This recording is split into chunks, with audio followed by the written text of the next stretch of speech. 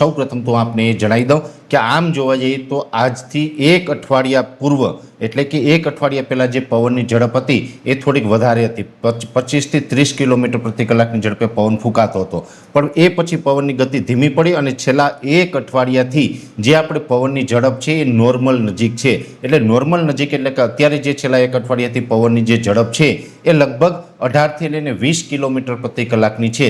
જોકે હવે આ પવનની ઝડપમાં થોડોક બદલાવ આવશે।